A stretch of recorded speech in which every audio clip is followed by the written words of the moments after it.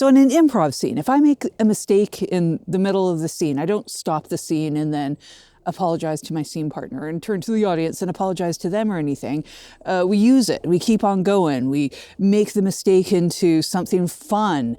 And in podcasting, we don't do that. We stop. We might apologize to the camera and then we edit it all out in post. And when we're new to podcasting, many of us spend hours editing out every single breath or or ah or perceived mistake because we think that it makes us look unprofessional or foolish or whatever it is. But psychology suggests that we might have that backwards. And those are the very things that might be our advantage these days, to our advantage these days on the internet because of all the generated content that is filling up all the spaces that we're in. If you are a solo podcaster or a solo host of your show, you might feel a real legit kind of cringe when you hear or see yourself mess up on your recording. You're probably going to want to cut it out. But when you start deleting those bits from your video, it actually starts removing something that is pretty important for building up a relationship with your audience.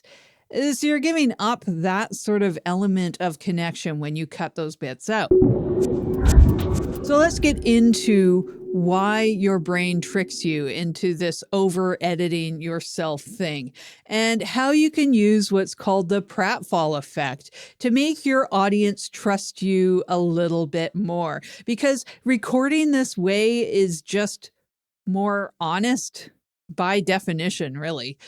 First, you need to understand the reason why you might hate your own voice or your own mannerisms, and you can be extra hard on these so-called problems in yourself. And this comes down to a different concept. It's not the Pratfall effect. It's called the beautiful mess effect. Now, this research was done by Anna Bruck at the University of Mannheim, and I'll link to this research and articles about it in the description. And this beautiful mess effect, it is highlighting a contradiction of sorts. We actually see our own vulnerabilities as weaknesses, but those exact same things, we see them in other people as strengths or like courage. And this is happening because of something that's called Construal level theory. And this is because when you're editing, you're operating at what's called a low level construal. That's when you're hearing all of those little things about yourself because you're so close to yourself. You're hearing your breaths, you're hearing the cadence of your voice, you're hearing whatever little sounds that you don't like because you're so close to it. Low-level construal is kind of like the bark on this tree. It's a whole bunch of little details. I'll explain more in a second. Your listener, however, is operating at a high-level construal. They're really distant from all those kinds of details, the little sounds in your voice or whatever it is. They're listening to what you're teaching them. They're taking the whole package in. They're seeing the excitement on your face or listening to the tone of your voice. They're not focused in on those little details like the bark. They're looking at the entire forest. The odd listener might focus in on something like the bark, the little details of your voice, but they're an anomaly and you don't want to focus on the anomalies. When you over-edit yourself, you're actually kind of editing out a part of your unique personality. And you're doing this mostly to just kind of appease your own insecurities about yourself. It actually has nothing to do with the audience. It's not helping the audience at all.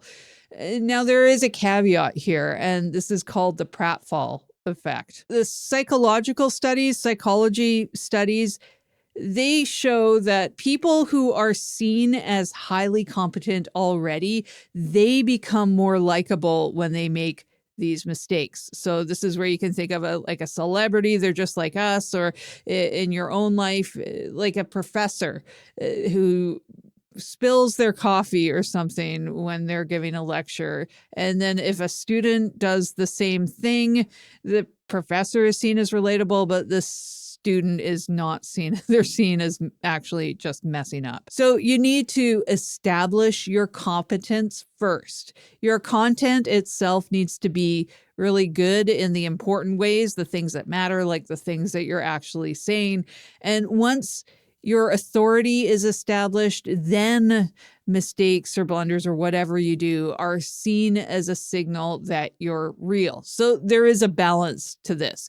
So the Uncanny Valley effect sort of comes into this as well. Now, Uncanny Valley is that unsettling feeling that we get when something looks or sounds human, but it's just a tiny bit off. It's just like a hair off. Like if you're watching generated AI videos, you probably feel that quite a bit because you see those little tiny mistakes that show you that it's not actually real. And we can kind of have the same thing happen if we over edit our own videos. And that's because your breath sounds or the way that you're talking just sounds just slightly off, just not quite realistic. Now, this can also happen in things like webinars. Like I went to a webinar where the person had obviously done it a million times and they were also reading a script. So their reading just sounded so automated as a result because they'd done it so many times. Like it was kind of just too perfect. It was just slightly off because you're wondering like, are you reading? Well, I think you're reading. I think you've read this a million times, that kind of thing versus a webinar I've been to where it's not scripted at all. Somebody's just demoing their product or having a chat while they're doing something on the screen.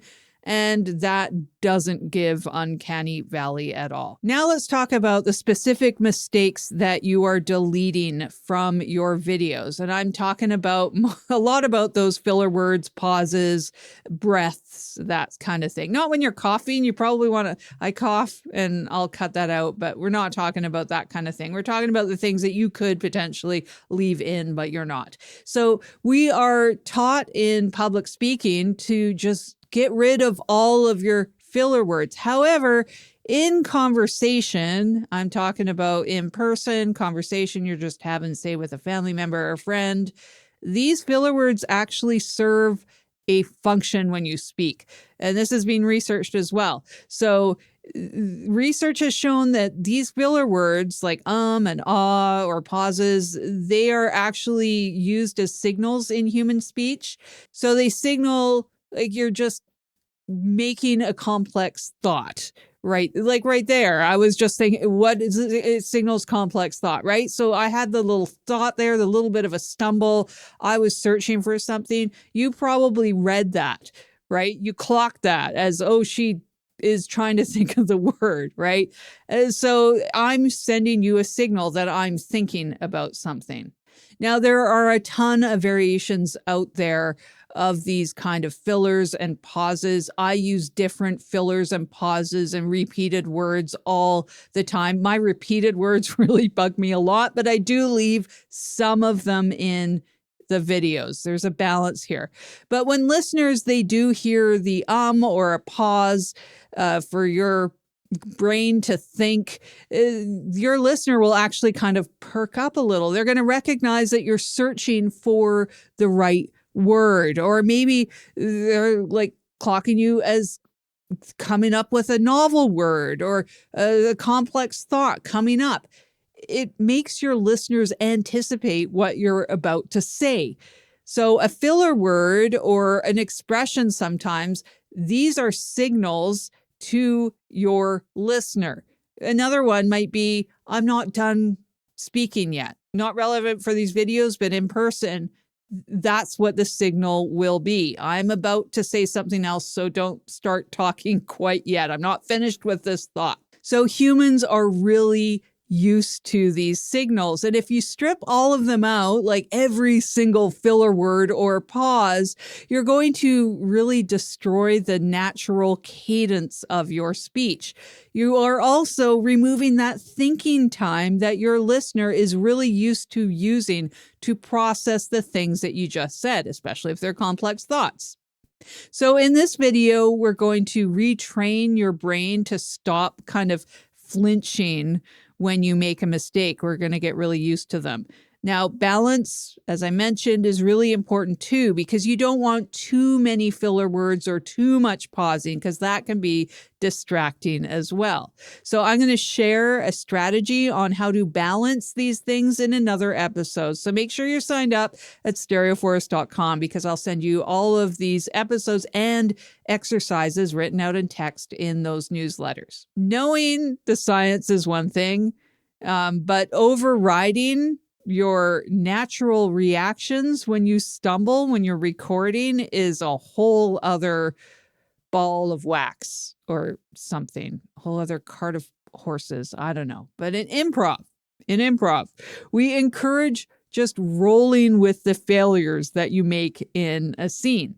Now, I'm going to link some resources in the description about that thing as well. I've made other videos on this more for the improv side of things, but you might find it useful as well. But when things go wrong in improv, we don't deny it. We don't forget it. We don't just kind of sweep it under the rug or anything. We take that failure, we accept it, and then we use it in the scene. And a lot of these failures that we make are actually gifts to the scene, because we can play with them and we can make them part of the funny part of the scene. But to build this muscle for your show, you can use a couple of different exercises together. And I'm going to call this a recovery drill. And this is how you can do it. You can do it on your own. You don't need any other people to practice this exercise. It's a solo exercise. So the first part of this exercise is to just get used to flowing speech. You're just going to get into the flow of speaking continuously. So you're going to speak continuously for a few minutes, like 3 minutes. And I really encourage you to record yourself, to get used to recording yourself as a rep. And you're not allowed to stop speaking for more than a second. So watch the timer in whatever you're using to record yourself, or set a timer on your phone if you're not recording. And when you speak, just speak whatever is in your head. Okay, so here's a demo. I'm just talking about whatever is in my head, which surprisingly isn't much, or not surprisingly, depending on who you are out there. I've got a camera there and a camera here and cameras over there and a lot of cameraception going on. This is stunning content, huh? So this exercise is really going to reduce the latency between your thinking and the speaking. It's going to stop you from filtering your own thoughts and sort of stopping and a bunch of big long pauses. It will help with those filler words too. This is inspired by Julia Cameron. She uses a concept called the morning pages, and this is to help you with your creativity and artistic endeavors. But in that exercise, in Julia Cameron's, you're brain dumping whatever you're currently thinking onto the page. And in this case, you're recording it as a video or an audio file. Now, a tip around this is if you're on Apple devices like an iPad or an iPhone, the newer, it's not brand new, but the newer Journal app, it's now available on iPad. That part's new. And you can record yourself in daily entries. They have an audio video option. If you really want to get into this, like the whole morning pages thing, and do it every day, get those reps in, that's a good app or something like it to do that exercise with. All right, so the next part of this is adding the distractions, so that kind of stumbling and recovery. So once you're really used to this process, you've recorded yourself a lot, you're sort of in the groove, you're really used to it, you're feeling good, then you're going to start introducing a physical distraction. And this is going to make it a little bit more complicated. It's going to make it more likely for you to kind of stumble or mess up while you're speaking, because you're doing something with your hands. So you might be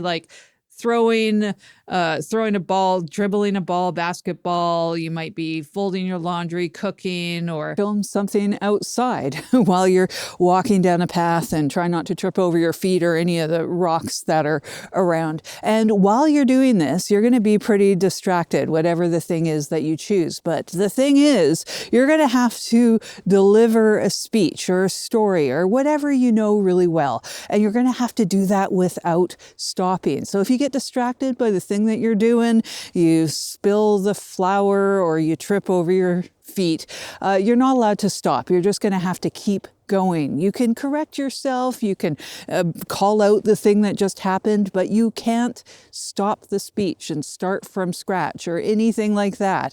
You just have to keep going, keeping that energy up.